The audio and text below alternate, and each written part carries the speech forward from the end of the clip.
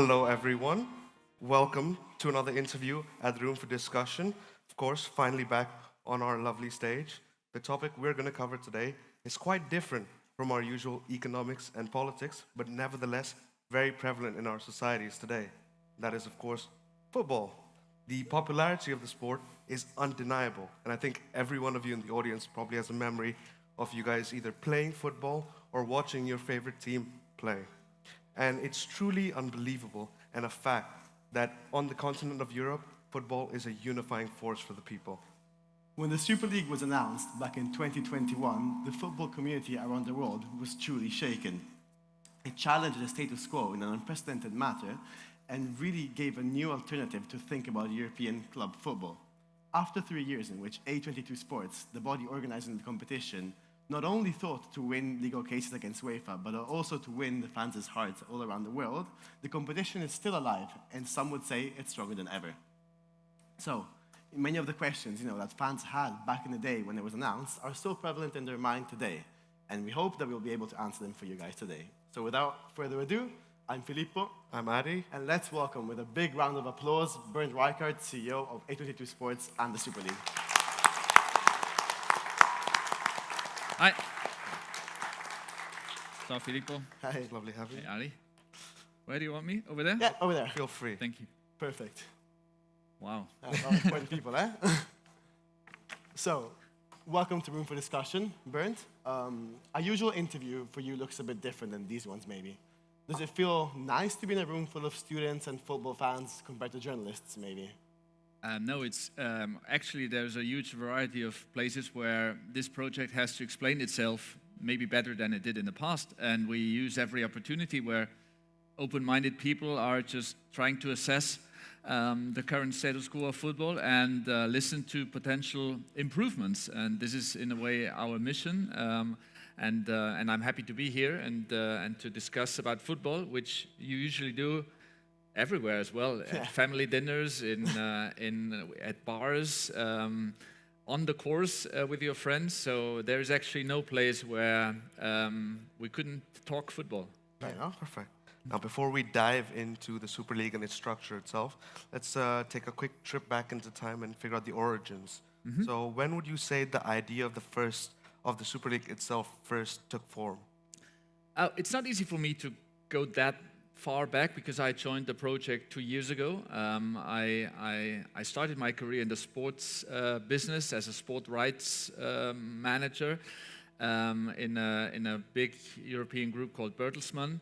I then moved to television. I spent 10 years at a Spanish broadcaster, another 10 years at RTL in Germany, and then I joined the project because it's exciting and I think it's the right thing to do. And I think that football needs change and that the room to unleash the potential of the biggest global sport there is out of Europe is a unique opportunity.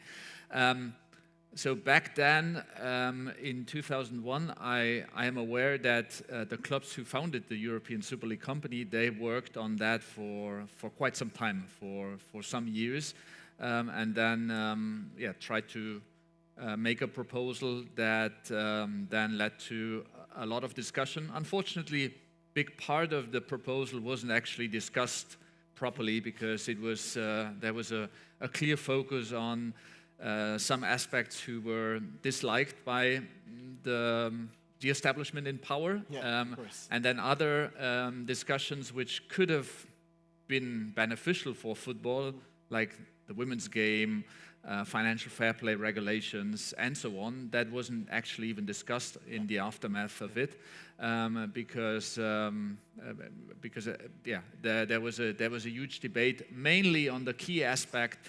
That was criticized harshly. There was the permanent membership, the idea of leaving behind the sporting merit, and I think that was a fair point of improvement. Which when I came in and we moved and shaped the format after a lot of dialogues all across Europe with stakeholders and clubs and players. and politicians that our format and our format proposal now includes doesn't include anymore the permanent membership, Yeah. and that promotion and relegation and the right to dream is open to everybody. Yeah, of course, and we'll get, of course, into We'll that get there. later. But, well, Florentino Perez, obviously, is one of the most important men in football, and he's currently one of the loudest voices that advocates for the Super League. The project had gained a lot of funding from like JP Morgan and several billions before the project, and as you said, 12 clubs were persuaded to join. How instrumental was his role in, coming to create the Super League? Well, I think change always needs unafraid, brave people who think far in the future.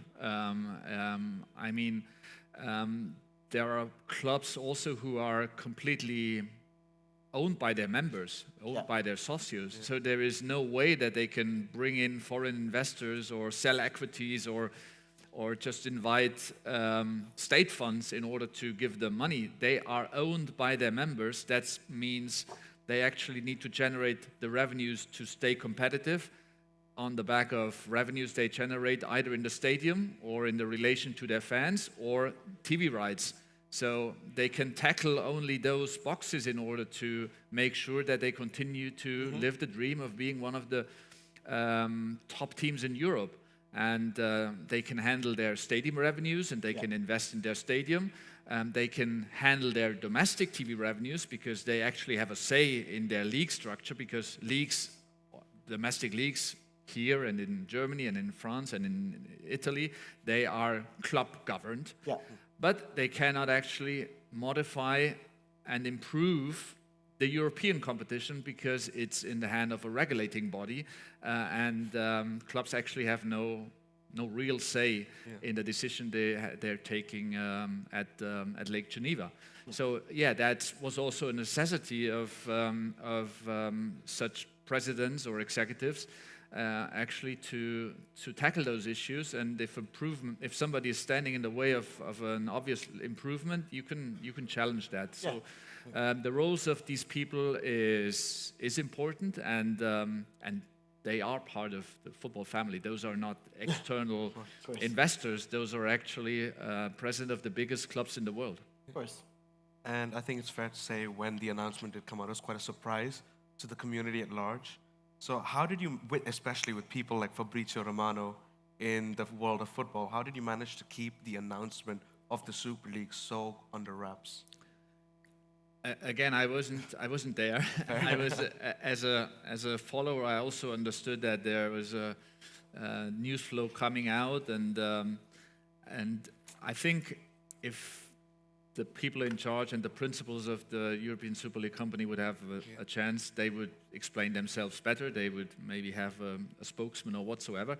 But you also have to understand that back then, everything had to be cooked and presented in a way that clubs avoid that they are sanctioned and punished. So it wasn't out in the open, because there were statutes who now have been declared unlawful by the European Court of Justice that prohibits clubs to gather and to discuss about European club competitions if UEFA is not present. It sounds weird, but there's actually a paragraph called forbidden relationships. You cannot interact with other clubs and debate about the future of European competitions without risking sanctions. So in a way now, for me, joining 2 years ago, it's easier to go out there with a new legal framework, with a court case that declared the dominant position of UEFA and FIFA as unlawful, and they declared that it was an abuse of that position.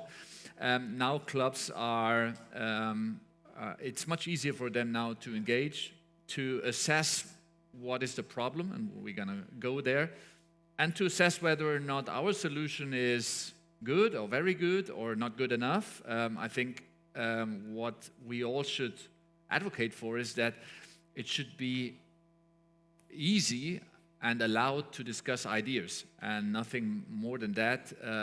What we want to do, that's why our Super League is a proposal to the football community, and they should be allowed to engage without the fear of sanctions. Yeah, it's funny you actually mentioned UEFA and FIFA's sort of mafia-esque That was your behavior. choice of words. Of course, I- that's a personal I will not debate that. personal way of titling it. But there was a lot of opposition from UEFA, and they even threatened to disqualify clubs that would participate in the Super League from their own competitions.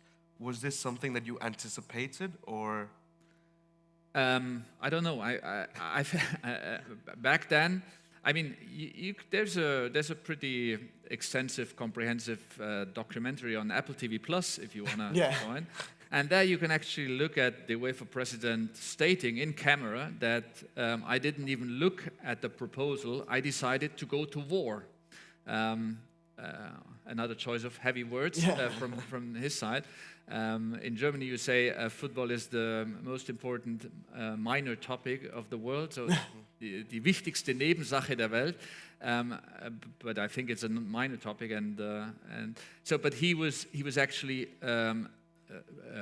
fighting and attacking that in a way that actually the court case developed also, or was fueled by the harsh reaction of UEFA and the establishment by raising the simple question: if you are the regulating body of an activity and you are attributed sanctioning power in order to regulate the game, is it okay that you use that regulative power not to regulate the game, but to protect your own commercial interests as a monopolist in the organization and commercialization of the game?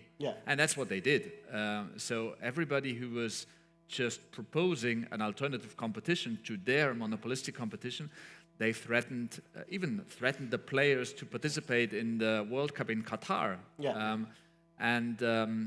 And in a way that was also leading to a pretty fast court case that was finally sentenced last December at the highest European court in Luxembourg. Yeah, and you obviously mentioned it was at the highest European court, but we often see disputes in football perhaps going to the Lausanne TAS as this other court.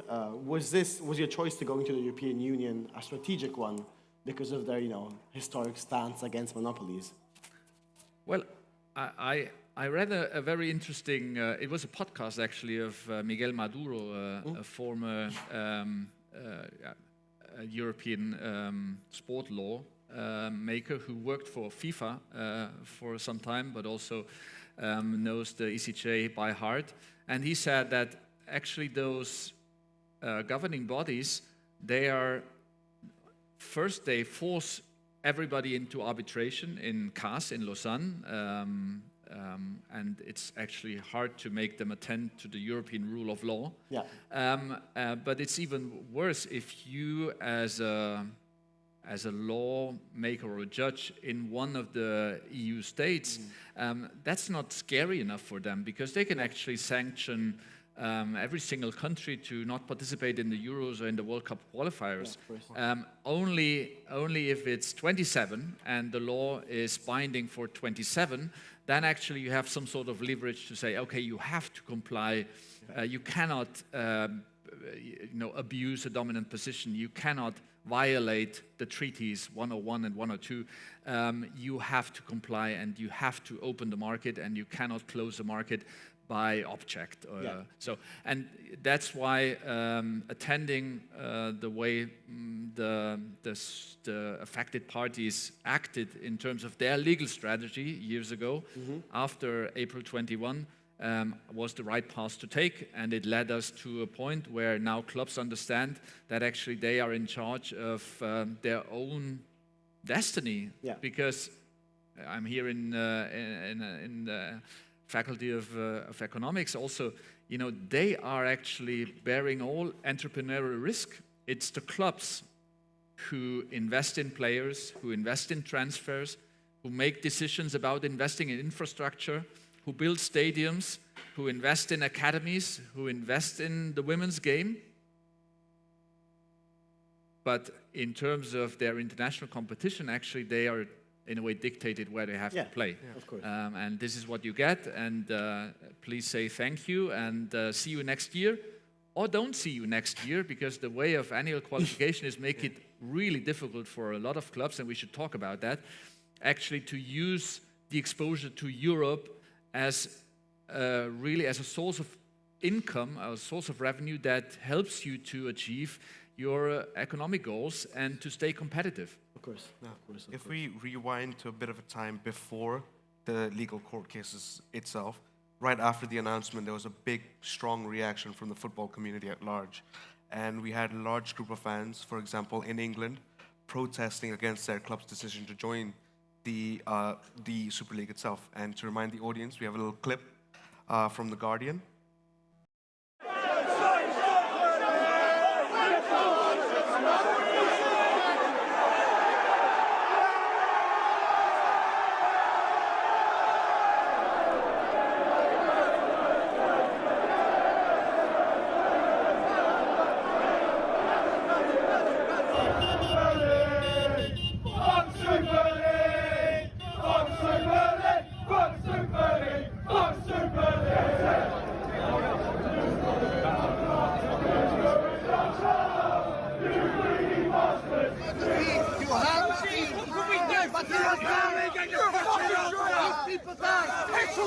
If you let the people in, let the bus go in.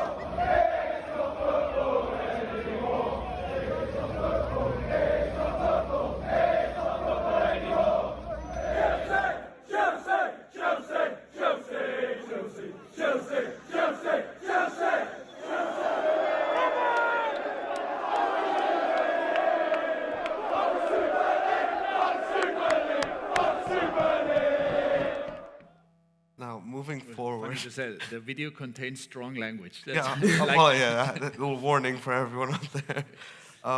Now, as you were moving forward with the court cases and your arbitration, to what degree did you keep this sort of reaction from the fans in mind? Well, as I initially said, I do believe, and we know that part of that reaction was focused to the concept of permanent membership, so that those 12 founding clubs should be exempt from being relegated. Yeah. So there was a debate about, is this the betrayal of the sporting merit, or how can the right to dream be kept alive? I think as any proposal, it was open to a discussion and a contribution, and I've traveled along Europe and spoke to a lot of clubs and discussed the fact, how can this club-run, club-governed alternative for competitions, European competition midweek, how they can give them to our proposal to the top 64 clubs another exposure to the European market, how they could stabilize them with a solid column of European exposure, and at the same time connect with domestic league and keep the right to dream alive, that every up-and-coming club who performs well over the years can actually dream of getting and reaching the crown of European football. I think that is something, that's why we don't see harsh debates anymore. This was the UK. In no other European countries we have seen fan protests of that magnitude. So it's an open, it's a meritocratic competition that is connected and complementary to the domestic leagues. Nobody has to leave its domestic leagues, which is another misconception which contributed to that fan protest. And of course, we not only talk and listen to fans, we also ask professional independent research institutions to test the ground and to test the water. And all across Europe, roughly 72% of football fans, with a much higher percentage in young demographics, they're at least accepting and open-minding the proposal as something that needs to be discussed with, and that that the attractiveness of fixtures and that the European competition during big part of the year is not as exciting as it should be.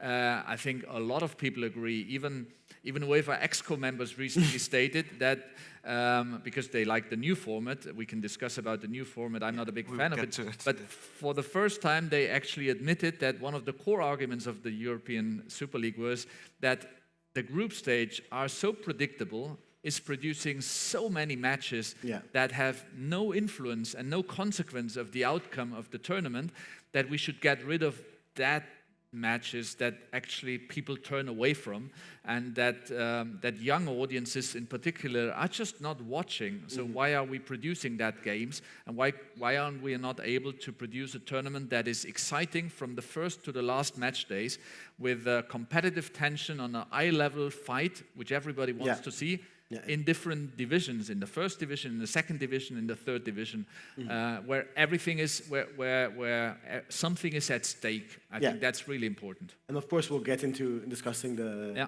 intricacies and the new format soon. But before, we saw this heavy backlash, and then, immediately in the coming weeks after the Super League was announced, many clubs dropped out, basically, most of them. Do you think this fan reaction we just saw was the main reason for that? Well, there was a turmoil of public and political pressure. So depending on who you ask, they tell you about the influence of political leaders in Europe who directly influenced the clubs, who saw a populist opportunity. The governing bodies pulled their strings. If you run a monopoly, all you have to take care of is have your political contacts and your lobbying in place in order to perpetuate yourself in a privileged situation. So they did that really well. I wasn't involved, but I could see that. The debate was out there, the court case was triggered, and the debate of whether or not football can be improved and should be approved, at least to my experience over the last 2 years, is now finally happening. And whether or not the Super League is the solution, I don't know, but it's not the problem. The problem of clubs not being competitive, losing talents ever early, big clubs from small leagues and small TV markets losing competitiveness is a fact. And we see that all across. In the past, before the advent of TV and pay TV, it was actually easy to be a big European club. You needed to be from a big city, have a big stadium, sell a lot of tickets, and whether or not that stadium was in Amsterdam or in Budapest or in Milan, it didn't matter. You had a seat at the table and you could compete for the European crown. With the advent of the TV market, actually the decisive factor was how big is my domestic league? That was the defining you, and it was really tough for big clubs in smaller countries to compete, because Europe, the European Cup, is not offering you the perspective of actually having a big second contribution to your funding, to your financing, because it's annual qualification and it's a cup tournament that could send you home in October, November. Of course. So is there a format where you could expose every club in Europe to the single European market with no discrimination, whether or not you're Belgium, Swiss, Austrian, or Italian? You all are exposed to the same big European audience, or even a global audience, and at the same time, can I get a little bit more visibility what my journey look like in Europe? And we are proposing that there are at least 14 guaranteed games at the beginning of a season, and give clubs the opportunity to also, if they do really well in Europe, to regain their ticket for the next year, which I think is sporting merit as well. If you reach the final and you lose it, you should at least have another shot in the next year. Of course. And this is a little bit the main drivers why our project is gaining more and more traction, not only with the top clubs, but also with the other clubs who see them with a European ambition being part of a league system of 64 clubs. Well, you were mentioning your differences in kind of like revenues between different cities, but also different leagues. And I think when we were also looking at the clubs who withdrew from the Super League very, very soon, they were, most of them were English, and all the clubs that remained supportive, Juventus, Barcelona, Real Madrid, were all non-English. Is this because the Premier League right now is a bit of a Super League by itself, and kind of then clubs in England don't have the financial incentives as other clubs to join your project? Well, it's a good question, because I do think that the big clubs from continental Europe, they're more under pressure than the English Premier League clubs, which is actually the league who, in terms of revenues compared to the other leagues, are running away. Of course. So the plan B for those Premier League clubs is okay, because status quo is giving them a huge competitive advantage. I mean, even the bottom clubs of the Premier League, they get 140, 150 million of revenues. Exactly. Top clubs in smaller league, they don't get to 10. Exactly. So, but they still have to try to convince talents to stay with them. And I think one important advantage for clubs in smaller leagues would be, look, I am a European club. I earned my spot in the European league system. And if we're not relegated out of that system, you are actually on the biggest European stage. Yeah. And maybe the bottom club in a big league like the Premier League is not offering you that stage. So stay with us. We want to be competitive. We want to grow on the back of our participation in Europe, and we get there. And that would be a positive message to a lot of talent, which is now lost to bigger leagues ever earlier. Yeah. Would the Super League then create a more level playing field across Europe for clubs to be competitive? I mean, that's the main Yeah. that's the main goal. More attractive for fans in terms of the format and the fixtures, more competitive intensity, and have actually engaging and thrilling matches from the first to the last match day, not only from the quarterfinals onwards, as I perceive it today, and to make sure that there is still a broader variety of clubs who access and can grow on the back of a meaningful European path. And the third important proposal goes to the fans, because clubs who care more and a lot about their fans, maybe more than employees in I don't know, they really care about the fans. We believe that accessibility and affordability of football is far from ideal. Yeah. You need ever more jungle with 2 or 3 subscriptions in order to follow your team. If you travel, geo-blocking makes it almost impossible to follow your team. Piracy is increasing, not because people don't want to pay. It's just we just made it incredibly complicated to have a convenient access at a reasonable price and to follow the sport, which we should all make sure that it continues to generate fans also in younger demographics. Yeah. Well, I mean, we'll go on to discussing all of the things you just mentioned right now, but before we do that, I'd like to look at our audience, see if there are any questions right now. Yep, we can go right there. Somebody will come to you with a microphone.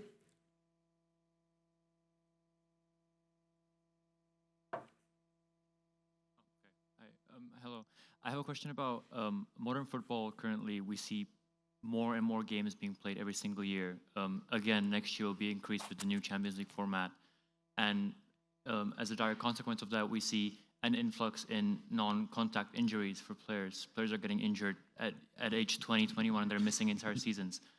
What's the Super League's view of that? How will they battle that? Or how much more can these players take? How many more games can these players play a year? How will you fix that?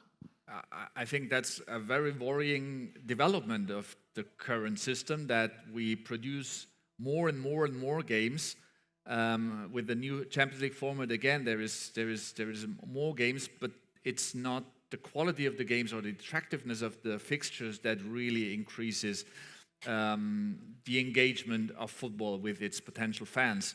And I think that's also a problem, is that clubs are not capable of actually preparing themselves and their roster for a European season.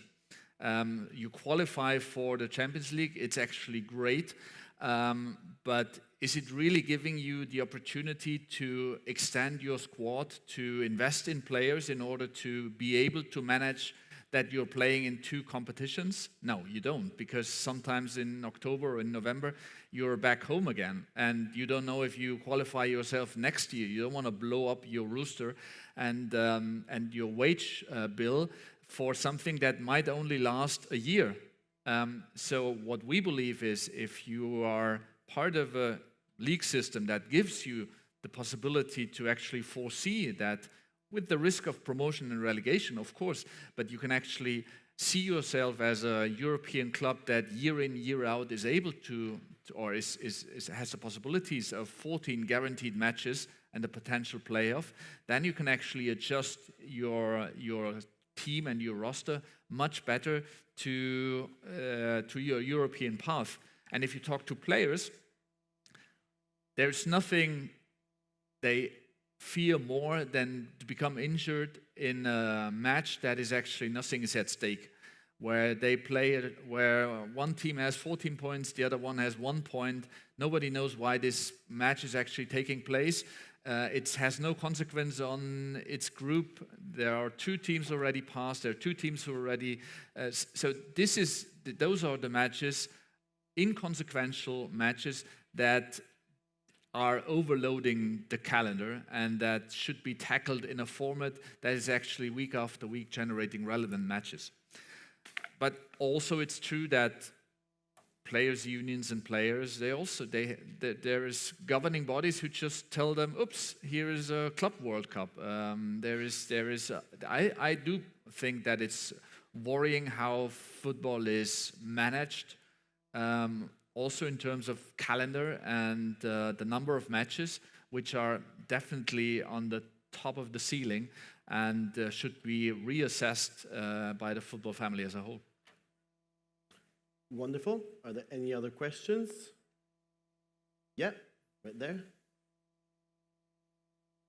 So following on from what you were saying, as a fan of a lower tier English team, we're now seeing so many more matches, but in the FA Cup, they're getting rid of replays. In the League Cup, they're now going to introduce seeding. All of this is favouring the top 6 teams in the Premier League. There's already such a disparity between the Premier League and the lower leagues. How is yours going to help any lower league teams from just disappearing completely as clubs? Help me to, so with lower league teams, you mean lower teams in the European, Not even below the European so I support a team in League One in England. in the championship? So yeah, League One, League below One, Championship. okay. Yeah. Teams are already struggling financially there and disappearing completely. So sure, how would the Super League help those teams at all? So or would they just disappear? Well, I think there are 2 aspects. The Super League committed themselves when they were announcing their first proposal in 21 to triple the level of solidarity that is triggered down the pyramid, and that for a number of clubs would be really relevant. So in 21 the proposal came with a 400 million euro solidarity that would be distributed with non-participating clubs. And that 400 million is a relevant number if you really do it and distribute that fairly and transparently. Probably should be actually done by a third-party entity, not by the governing body again, arbitrarily. Then those grassroots funds reach where it's actually needed. Secondly, I also do believe that a pyramid is healthy also if the top is healthy, because the top means that you continue to generate fandoms and that you continue to generate engagement of fans. And then you can trigger and distribute down the money, and you should do that. And for example, in the UK there or in England, there's the debate going out whether or not the Premier League is distributing enough money or not. That's a discussion which is now also involving the regulator. But you need something that is able to be distributed, and then clubs can constitute themselves, and clubs can decide how they actually set up the system and how they benefit the system and how they make sure that it trickles down. Where I do believe that we all lose if we are not generating excitement, and we have to make sure that young audiences and young football fans have a huge amount of alternative, attractive offers to spend their time with. So, the example of, did tennis gain fans because of the rivalry of Nadal-Federer? I believe so. But at least they played like 40 times against each other. If they would be organized in the UEFA system, they probably would have met twice. Or maybe not even.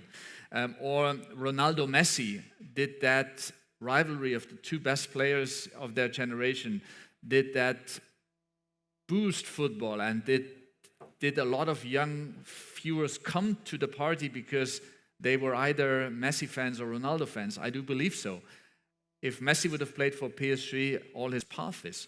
It was that they actually played that 3-4 matches in Spain year after year that contributed to the excitement of La Liga. They contributed to the excitement of football. And I do think that we all should care about how can football defend its position as the only true global sport. If we manage that, then we should be thoughtful about distributing what football is actually generating. Well, thank you very much. Okay. Coming back to us, well, the Super League changed its competition now. It's a different format from what it was initially. And just to get everyone on board, we have a video here demonstrating what the new Super League will be like. A22 wants to create the world's most exciting club football competition. Our proposal aims to ensure competitive tension throughout the year. It's an open system featuring promotion and relegation and 2 stages, a league stage and a knockout stage. The European Men's Super League will have 64 participating clubs, divided into 3 leagues: Star, Gold and Blue.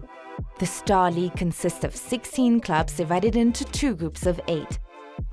It's the same for the Gold League, 16 clubs, 2 groups of 8. The Blue League will have 32 clubs split into 4 groups of 8. During the league stage, clubs play each other within their groups, home and away. That's 14 matches per club each season, 7 at home, 7 away. The top 4 clubs in each group of the Star and Gold Leagues and the top 2 clubs in each group of the Blue League will qualify for the knockout round, starting with the quarter-final. The quarter and semi-final consist of a 2-legged knockout round, home and away.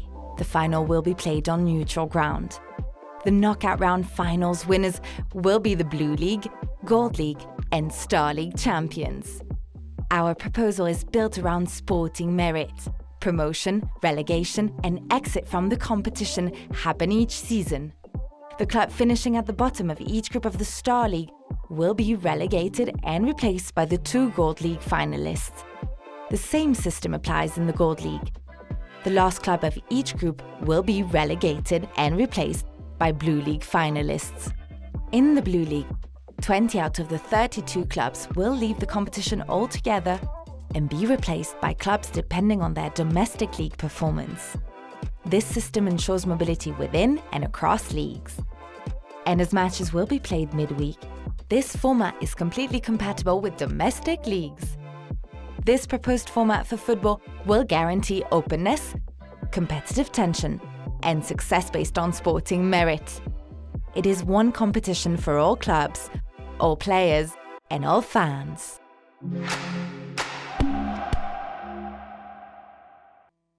Well, we've seen this new format, and it looks quite different from the first one. You were mentioning a lot that there was a conversation to be had after you announced it. And to what extent were fans in the Super League's mind when changing this competition? Oh, yeah. The survey we were conducting and the interviews we were conducting, it all flew in. We spoke to clubs, we spoke to players unions, to stakeholders, to fans in the participating clubs as well. They are a little bit, they're more supportive and more actively engaging in trying to shape something that should be, it's open for discussion. Maybe we continue to shape it, but it's actually including already a lot of contribution, which we got when we conducted that dialogue over the last 2 years. If there wouldn't be a sense of urgency, and if wouldn't there be a necessity that the current status quo is not, it making it really difficult for clubs to survive and to stay competitive, then this solution wouldn't actually be actively discussed with them.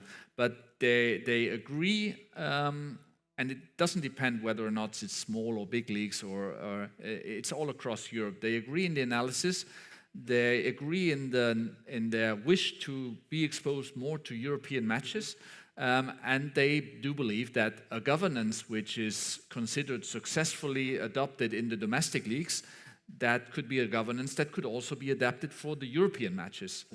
Why every league in Europe is club-run, club-governed, except the European competition.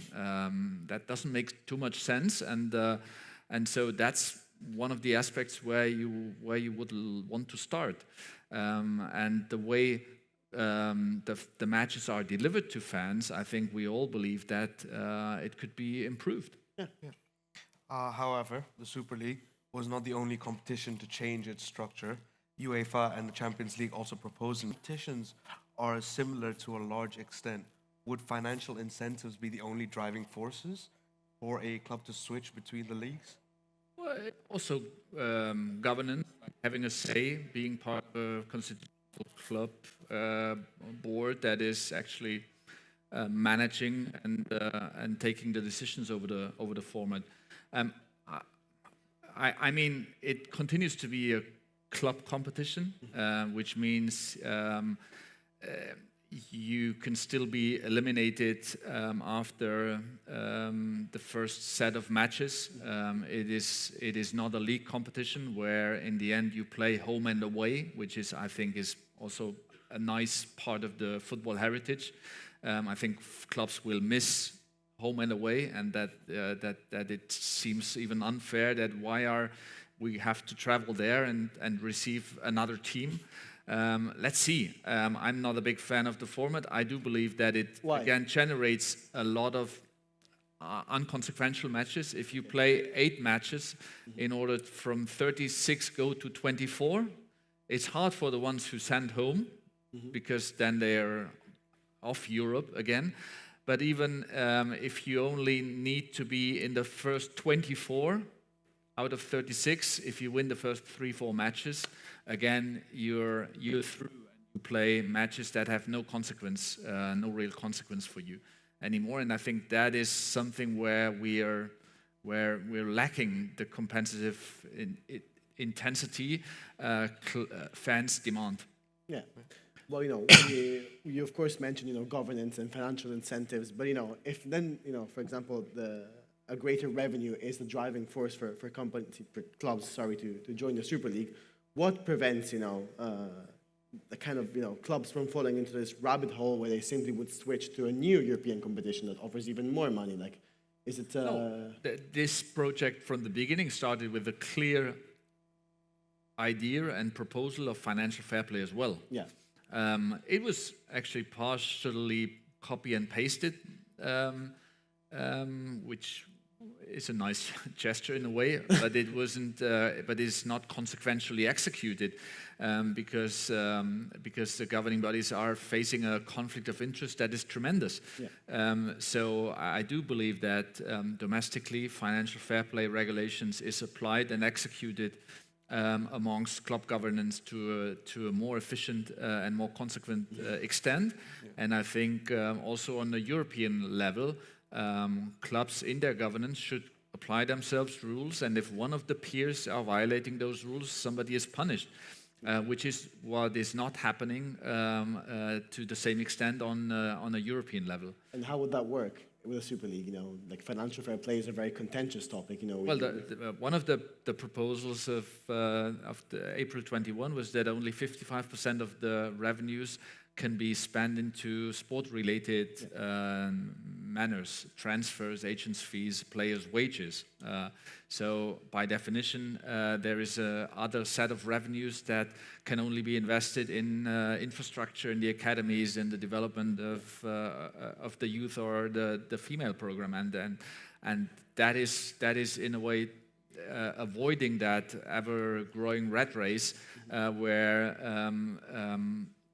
sustainable European revenues are actually relieving the pressure a lot of clubs suffer. And out of the Champions League participating clubs, I think only 5 are in the black numbers, and the rest is in the reds. You can say that the problem is theirs, but I think the problem is of a system that is broke, and that and I personally believe that the evolution of football always have been regional, national, international, and it moved from we play friendly matches to we play a cup to we play a league, and there will be at one stage a European league because the clubs demand it and the fans demand it. Whether or not it is our project or something else, but I do believe Europe, also because of the huge integrity power of football, at one stage will have a league structure and not a cup where you can be bumped out early days, or where you don't have the possibility actually to build upon year after year. Yeah. Well, returning to the structure of the competition itself, one aspect we'd like to discuss is kind of this mobility we have between the three tiers that you mentioned, so star, gold, and blue. In recent years, we've seen smaller clubs compared to the European giants, like my team Roma, but like, Ajax here in Amsterdam or Monaco a couple of years ago, reached the semifinals of the Champions League only a few games away from actually winning the trophy. Well, under your system, these clubs would, need to consistently win for several years before they actually have a chance to claim the top trophy. Is this a flaw in your system, perhaps? Well, as I said, it's everything. Oh, now I'm losing my contact. Everything with the mic, okay. Did I sit on it? No, I'm fine. Okay. It would be the same flaw you would attribute to the Eredivisie or to the Serie A. It's a league structure where you can promote and then consolidate yourself, and then I know Union Berlin is a beautiful German example. They were in the 3rd division for years. They were in the 2nd division for years. Then they went in the Bundesliga, spent their years and consolidated themselves, and then they reached Europe. Okay, that was a tough one for them because they lost in the group stage, and in the same year they actually fought relegation. So would it be a good opportunity for those clubs to continue to consolidate themselves within their peers in a European league and actually build upon that, and it take them another 4 or 5 years to be a strong European club and be able to fight with Roma or Ajax or Feyenoord and then continue to grow? Or was it more important to have this one-off 6 matches, play in Braga and play in Leipzig or play in Madrid? That's up for discussion. There might be teams who say, I would love to have a stronger, consolidated, sustainable exposure to Europe, and I play with teams of my caliber, and I actually, if I do well, like there are examples of clubs who went to the semifinals, and in that same year lost all their players because they didn't qualify again to Europe. So is there a good middle line between keeping the dream alive and giving clubs a sustainable path to Europe? So the Super League That's the prefers discussion. the second alternative then. They prefer a sustainable path compared to maybe those Cinderella stories we hear sometimes. Of course. So yeah, it's a Cinderella story. Is it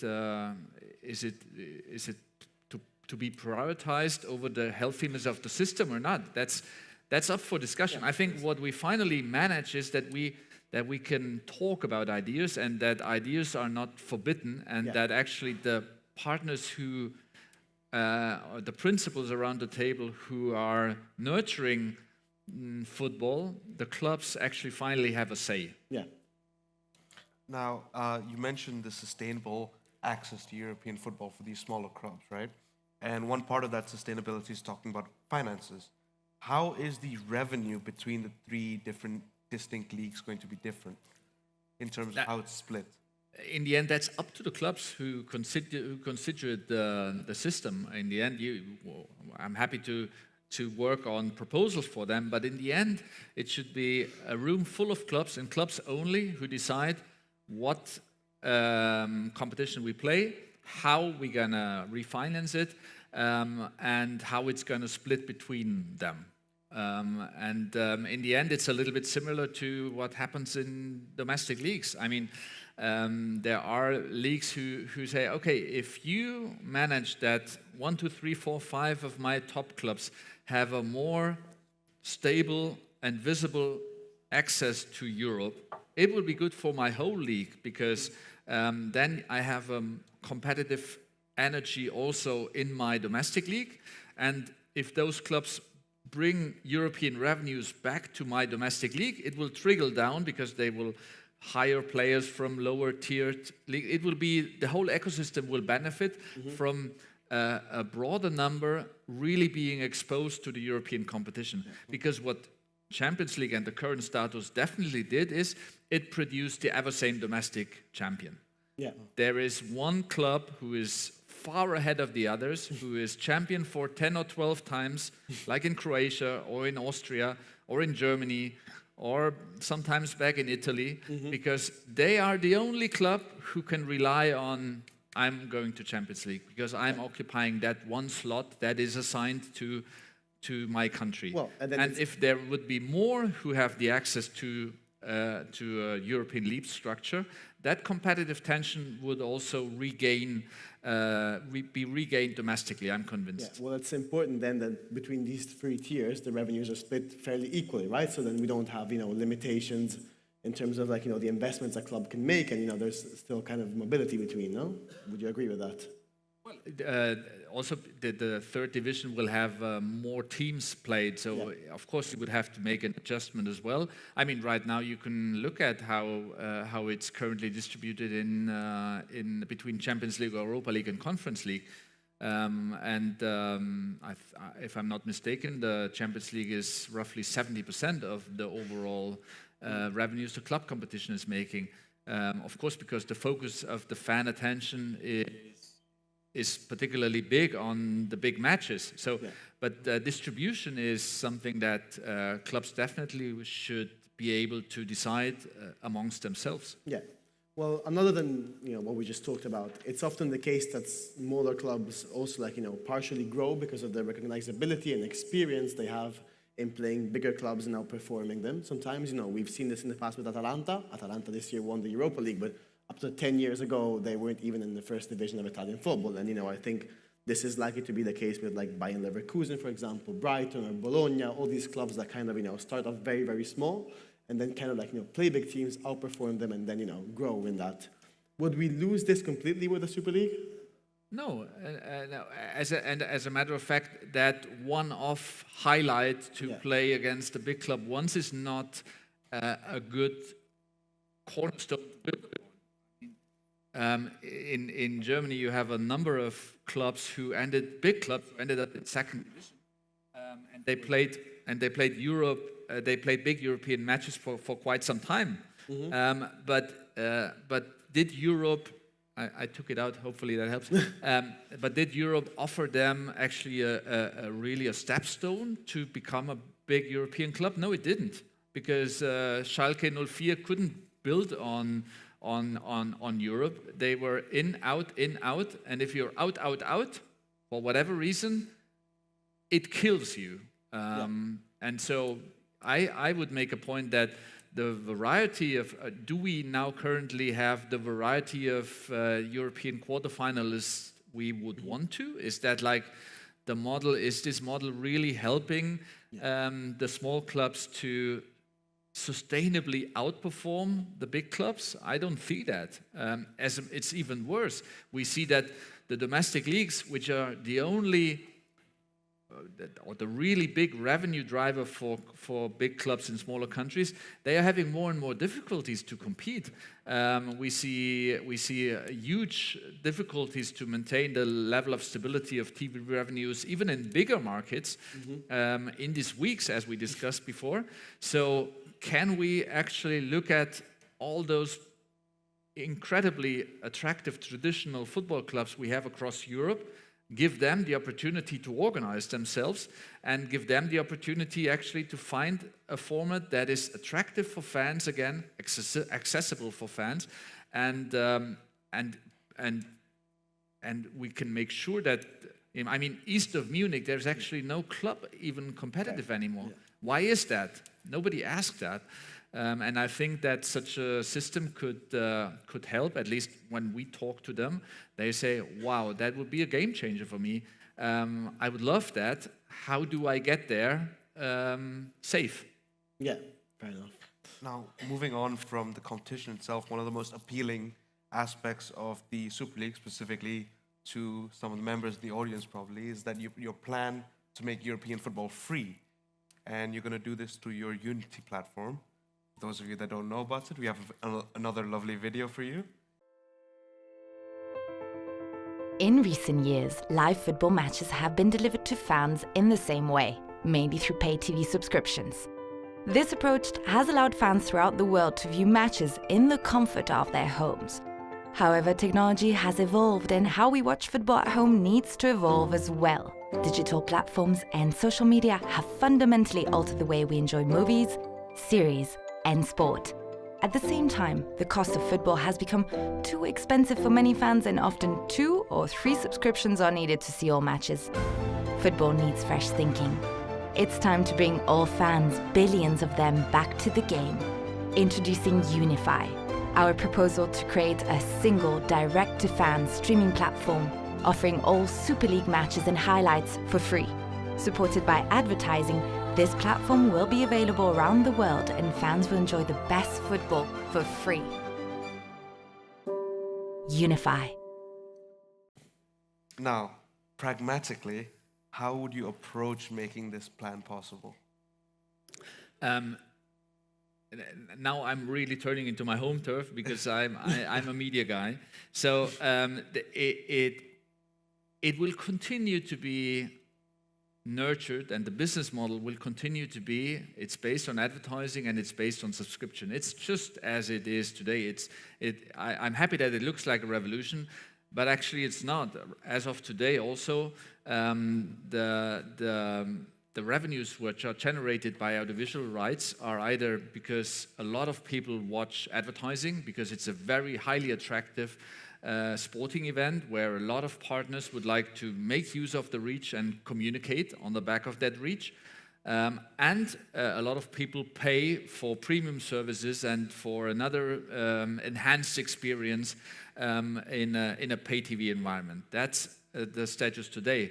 What we believe is a great opportunity to launch a new competition, a new, more attractive and more appealing competition to the audiences, is that you can actually own and operate a platform or engage in a huge partnership where all rights are actually pooled in the same place.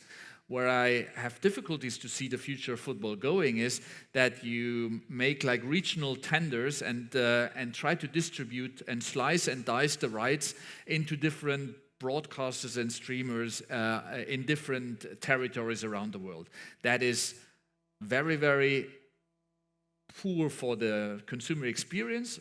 In some cases, that actually fosters piracy, because in some territories around the world you're not served as you should be, and it's getting prohibitively expensive for a lot of people. So if you have a clean sheet and you can actually look at it and say, okay, we have very attractive matches, we have very attractive rights, how can we set this up, and what could be the contribution of advertising, because we have a very attractive advertising proposition, and how could be the revenues we generate because fans, hardcore fans, they want an even better experience and they are willing to pay for it. And if you look at it, then you end up with something where you say, okay, we actually don't need a lot of those intermediaries. We can actually, technology is enabling us that the clubs themselves are co-shareholders and co-operators of a platform that is directly putting them in touch with their fans. Because every club we speak with says, I would love to be more international and I would love to be more digital and I would like to engage with my fans much more directly. But actually I can't. And this is the opportunity we would like to grant them. If big clubs have hundreds of millions of social media fans, which they have, how is it that they cannot engage with them? Well, because they're actually not their contacts. They are contacts of the big social media platforms. If millions of people watch their games, why are they not able to engage with those fans? Well, they can't, because the contacts are managed by the big broadcasting companies. So is this an opportunity to onboard the football fans of the world, get them in touch with the clubs they support and they love, and the free proposition expose them to a huge amount of advertising and increase the reach by actually giving them free access to a basic version of the games is obviously helping to onboard the biggest possible number of football fans, and to serve and to cater them well, and that they are able to follow their teams in a free tier, in a hybrid tier, in a premium tier, on one single platform from all across the world. It's what in other entertainment genres Disney is doing, Netflix is doing, Amazon is doing, F1 as well. Formula One is doing, the NFL has its own streaming device. There are hybrid strategies. I think it's just a necessary innovation, because I think the experience of a fan in following football is not satisfactory, and it's really expensive. Yeah. And on that note, I think it's a good time to look to the fans to see if you have any questions. Here. The beige hat. Okay. Thank you. I wanted to ask regarding the opportunity for the smaller teams, as you said about the merit-based progressions. How does the Blue League then ensure long-term stability and opportunity for the clubs to progress if 20 of the 32 clubs relegate every single year? And even if they stay in, they don't even get that one shot at playing with the better ones, and only 2 of the 32 have the actual chance to progress. And doesn't that actually make the Blue League third-tier system similarly to the Conference League, which the viewership would also not be that attractive? That's a spot-on question. It's one of the biggest debates we have, because it's like, okay, you tell me, clubs, how do you like it? So there is a huge demand. It has to be open. It has to be easy to access. We don't want to play 3 qualification rounds in the summer for a slot which only 4 get out of, I don't know, 40 who play the qualification slots. So leave it open. Best case would be like 1 playoff and then I'm in. Or if you close it, then you said, okay, then I have the stability of the top leagues as well. I like that more.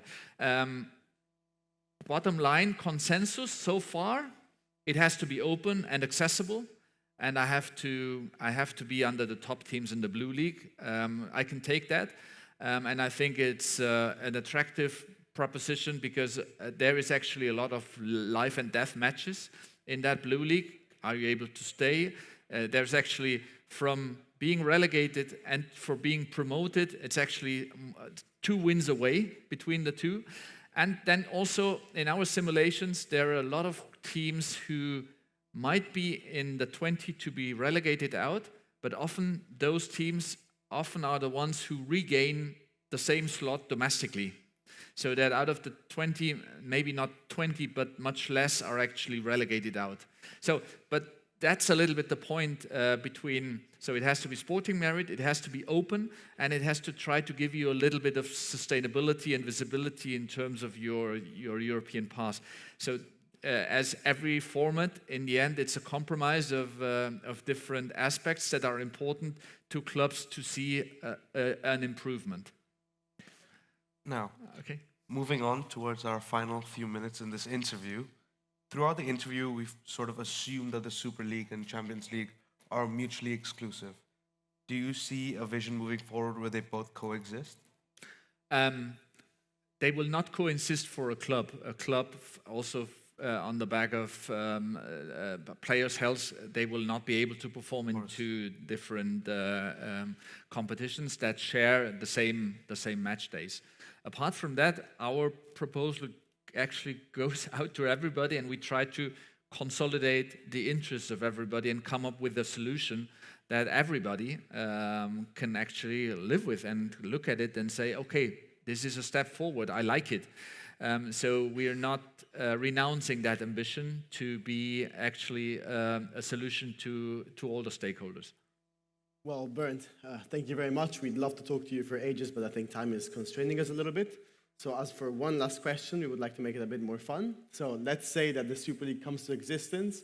Who would you like to see it winning and why? That's a absolutely a trick question. You know that I cannot answer that. I'm a helping hand. You know, it's like we would like to empower clubs, and then they should actually in a fair and transparent and engaging competition just crown the best team. Yeah. That is our role as promoter or developer of an idea, which I think we should be, at least it should be legal, it should be accepted, it should be a challenge of ideas, because I do believe that football has a very special, unique opportunity to become the big consolidating European cultural heritage in a way. We speak here a few days after the European election. I think it can contribute much more to the cohesion of Europeans than it does today. And it can strengthen the variety of clubs, the variety of leagues domestically, and it could actually export the idea of European unity to a much broader extent than it does today, in terms of viewerships also. And so if our proposals are strong and convincing, we will move forward. If the football community, the fans, the clubs are not convinced about it, we will go nowhere. But I do believe that we have a set of interesting solutions we should discuss. Yeah. Well, Bernd, thank you so much for sharing your valuable time with us. And we are really looking forward to see how the Super League turns out. A big thank you to our audience here as well that showed up today. Thank you to you. Thank you. And for those of you who can't get enough of room for discussion, we have 2 interviews coming up in the next couple of weeks. So later today, actually at 7, we're going to have an interview with Bernd Reichart. He's a political scientist who basically talks a lot about democracies. It will be from 7 to 8. And on the 20th of June from 1 to 2, we'll be hosting an interview with a former leader of the Christian Union Party, Gert-Jan Segers. But for now, let's thank once again our guest, Bernd Reichart, for coming here with us today. Thank you.